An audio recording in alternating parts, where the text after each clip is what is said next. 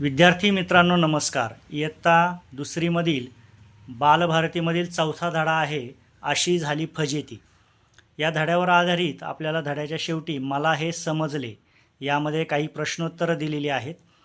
तर ही प्रश्नोत्तर आपण या व्हिडिओमध्ये सोडवणार आहोत. चला तर मग सुरू करूया. धडा आहे चौथा अशी झाली फजिती, मला हे समजले या भागातील आपण प्रश्न पाहणार आहोत. यामध्ये पहिला प्रश्न आहे उत्तरे लिहा. त्यामध्ये अ प्रश्न आहे गाढवाच्या पाठीवर पहिल्या वेळी कशाचे ओझे होते. गाढव जेव्हा प्रवास करत होतं तेव्हा सुरुवातीला त्याच्या पाठीवर कोणतं ओझं होतं ते आपल्याला लिहायचं आहे. याचं उत्तर येईल गाढवाच्या पाठीवर पहिल्या वेळी मिठाचे ओझे होते. यानंतर प्रश्न आ पाहूया. प्रश्न आ आहे गाढव पाय घसरून कोठे पडले. याचं उत्तर येईल गाढव पाय घसरून पाण्यात पडले. पुढे प्रश्न ई पाहूया. गाढव पाण्यात पडल्यावर त्याच्या पाठीवरचे मिठाचे ओझे हलके का झाले. आता जेव्हा ते गाढव पाण्यामध्ये पडले तेव्हा त्याच्या पाठीवर मीठ होतं आणि त्याचं ओझं हलकं का झालं हे आपल्याला लिहायचं आहे. उत्तर पाहूया.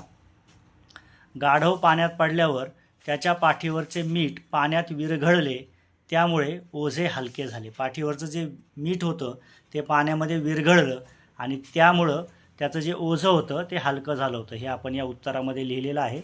आता आपण पुढील प्रश्न पाहूया. पुढे प्रश्न दुसरा आहे योग्य पर्याय निवडून बरोबरची किंवा टिक अशी खूण करा. या ठिकाणी आपल्याला काही वाक्य दिली आहेत आणि त्या वाक्यामध्ये दोन पर्याय दिलेले आहेत. त्यापैकी योग्य पर्यायाला आपल्याला खूण करायची आहे. पहिलं अ वाक्य आहे मीठ पाण्यात विरघळल्याने ओझे हलके किंवा जड झाले. यापैकी हलके आणि जड यापैकी योग्य ठिकाणी आपल्याला ही टिकची खूण करायची, बरोबरची खूण करायची आहे.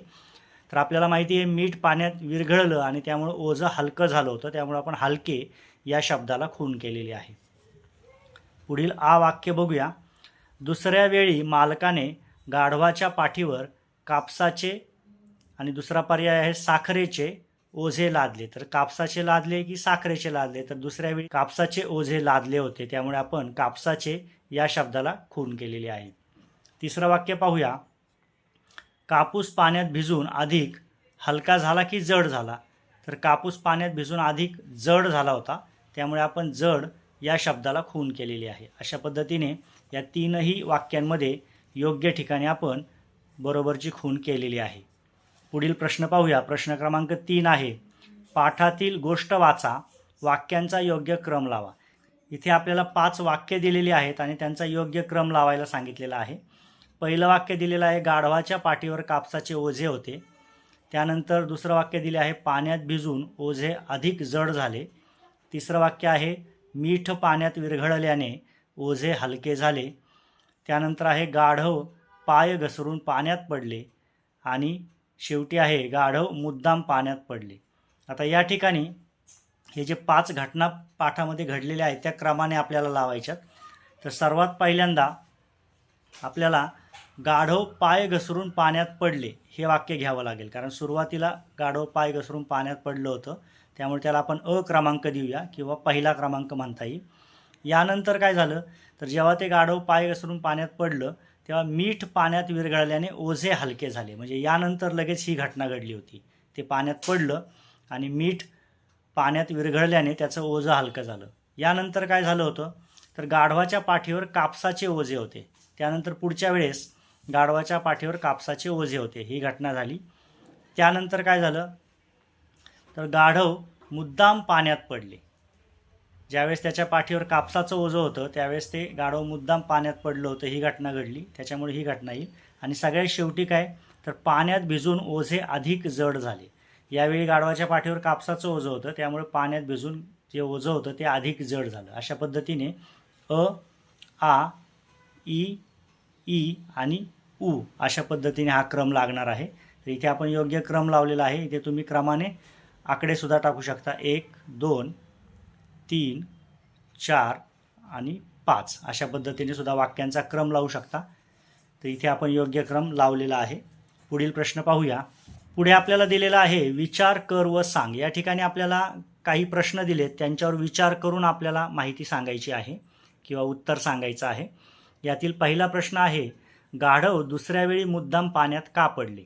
आता पहिल्या वेळी गाढवाचा पाय घसरला होता, परंतु दुसऱ्या वेळी ते मुद्दाम पडलं, तर त्याचं कारण काय असेल हा आपल्याला अंदाज करायचा आहे, समजून घ्यायचा आहे आणि सांगायचा आहे.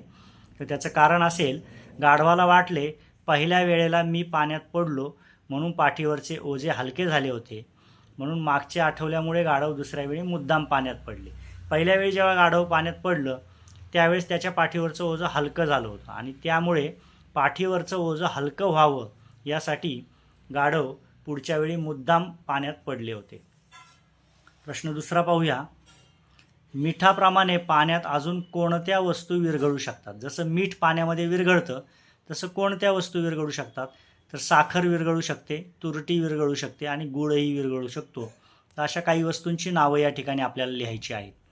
पुढे प्रश्न तिसरा आहे. गोष्टीतील गाढवाचा स्वभाव कसा आहे असे तुला वाटते? गोष्टीमध्ये जे आपल्याला गाढव दिला आहे त्याचा स्वभाव कसा आहे?